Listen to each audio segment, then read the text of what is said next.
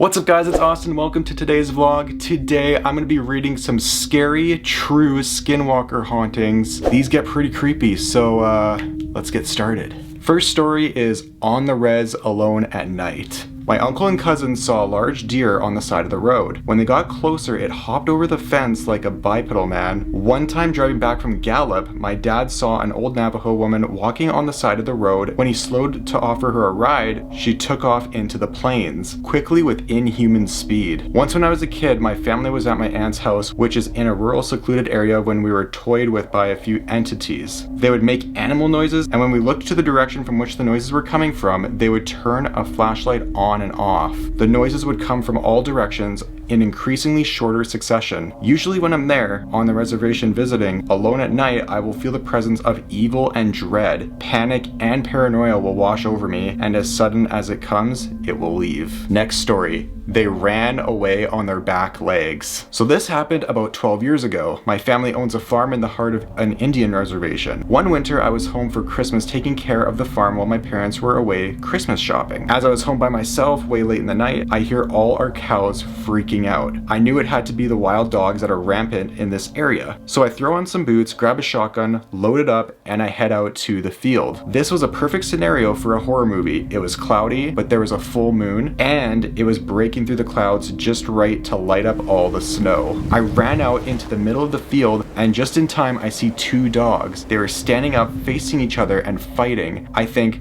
perfect, 2 for 1. So I pump a shell into the chamber of Mr. 12 gauge. Then it happened. The two dogs heard the rack, they both stopped, looked over at me, and ran away on their back legs. Immediately I froze, and every ghost story about skinwalkers and all the other native legends I grew up with flew through my mind. Keep in mind, I am a white guy, and up until then, these were all just boogeyman stories that native kids like to tell to scare us. That night, they became real to me. Wow, that's crazy. This next story is called It Had a Dog's Body, but with Human Hands and Feet. Oh god, that gives me chills just reading that title. I was spending a month with my cousins at my grandma's house. It was August, and my cousins' ages ranged from 10 to 15, and I was the oldest, being 15. I was staying with a 10, 13, and 14-year-old. We stayed up telling scary stories often, but one night, a few weeks in, we decided to make a campfire out back. My grandma's house is in the rural suburb. The neighbors aren't too far when you're driving down the road to her house, but in the backyard, it's thick forest with man-made paths through it. Each house is on a hill, so only part of the basement was actually underground. That isn't important until later though. So we're towards the east side of her yard, in a smallish patch of open land. You couldn't see the neighbors' yards from there, and there was probably 3/4 mile to each side of us that belonged to my grandma. It was maybe 11 at night, and we were playing Truth or Dare after telling scary stories. And my 14-year-old cousin dared me and my 13-year-old cousin to go through the paths for 10 minutes or so. I said yes right away, as I wasn't easily scared and rather level-headed, but my younger cousin was a bit more hesitant. We didn't bring a flashlight because it wasn't pitch dark yet, and we could see enough to not die. We were walking through the paths for about 5 minutes and could barely see the fire through the trees when we decided to turn. In the middle of the path was a large dog-like creature hunched over with its front hands an inch from the ground. What I remember most was how its eyes were so bright white, and it was a humanoid dog shaped with a human-like head but a dog-like body with human hands and feet. It looked right at us, and I know I was paralyzed with fear as it dashed away from the opposite way from us, towards a creek that ran through the yard. It looked right at us. I know I was paralyzed with fear as it dashed away from the opposite way from us. Eventually, my cousin and I screamed bloody murder, and the other cousins and my grandma ran to us. I don't remember much here because I was really disoriented and I couldn't think properly, but I did wake up in bed, so I assume that I was brought up to the house. All the kids slept in the basement in a big room with sliding glass doors to the outside, as the room was on the side that wasn't underground. My bed was pressed against a big glass window, and I could see my cousins playing outside down below. The house is in Michigan, so it gets slightly chilly even in the end of August, and there was a slight breeze, so I put on my jacket and ran to join them outside, skipping breakfast, not wanting to miss out on anything fun. When I got down, I could tell they weren't playing but rather running to get to my grandpa. Her dogs, both of them, were dead and ripped up. Wow. That night, we went to bed early.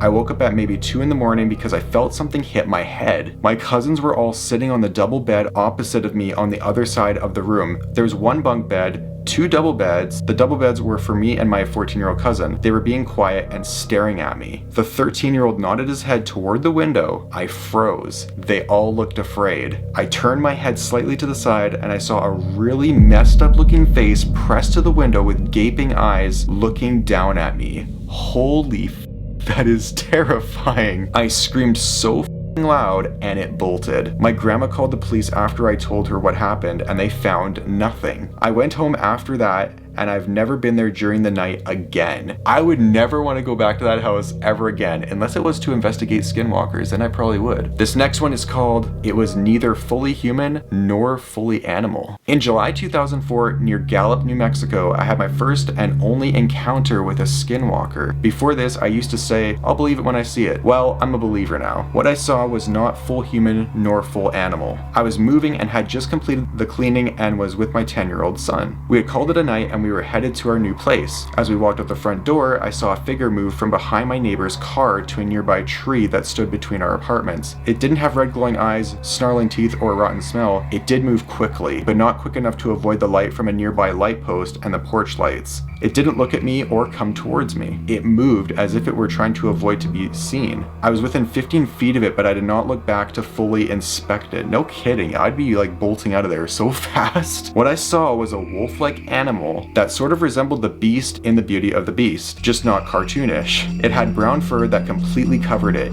It wasn't a pelt, it was a very large wolf. It didn't have any human traits except that it walked on its hind legs. So it walked on 2 legs like a human, basically. It cowered behind the tree as we got into our vehicle. When we got in, I asked my son, "Did you see that?" Thankfully, he hadn't. My brother-in-law insists that it wasn't a skinwalker because I would have never seen it. To this day, I can picture what it looked like. I know that they exist, and I pray I never encounter one again. This next story is called The Grove. This didn't happen to me, but a very close friend of mine. I've heard a lot about coyotes and skinwalkers and had a very weird experience or two with coyotes. The creepiest was waking up to my sleeping bag being surrounded in paw prints without ever hearing them during the night, but never anything paranormal, so to speak. Patrick's story, however, kept me from going back to my favorite backcountry secret stash. He was leaving the area one morning and had been camping there for a couple days and said there was a coyote that always seemed to be close by, like in his peripheral vision but never overt. He loaded up his truck and started to drive down the wash out to the fire road. At the end of the wash, he could see the coyote following him. When he pulled onto the road, it was running next to him. Now he was freaked out, so he sped up.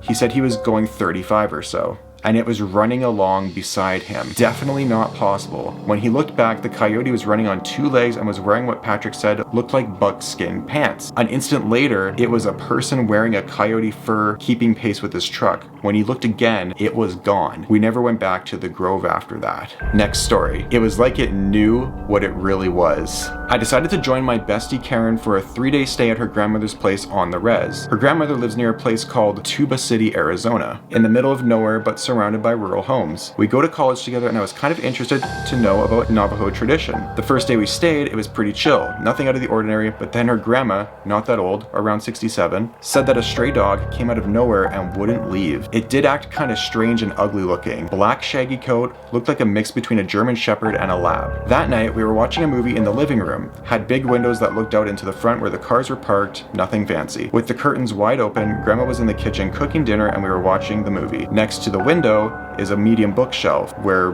DVDs are kept. Karen went to put back a DVD we had just watched, but she freaked out because that stray black dog was staring at us through the window, standing on top of the wood box outside. Not something normal dogs do from my point of view or hers. Usually my dog, which is a house dog, scratches the door to be let in. Res dogs aren't house dogs, and dogs inside houses are frowned upon in Navajo tradition, meant to protect the house and the owner. The other dogs seemed to stay away from it. Karen opened the door and yelled at it to get off the box. It ran off behind the shed. We went to Tuba City to get some groceries, came back to the house. The dog was nowhere to be seen, nothing unusual. Grandma went to visit some people, so it was just Karen and I. About 5 o'clock, we heard someone trying to open the door. Both of us looked out, since there had been no car heard and no dogs barking. Looking out the living room window to the door, and there was this dog trying to open the door with its paws. 2 paws wrapped around the brass doorknob, standing on its hind legs. I thought, That was weird, but wasn't really freaked out. Karen was. She opened the door and chased it off. Grandma came back later and Karen told her Grandma didn't like what she heard. We got ready to sleep. We slept in the spare bedroom since it had 2 beds. One window with curtains opened a little.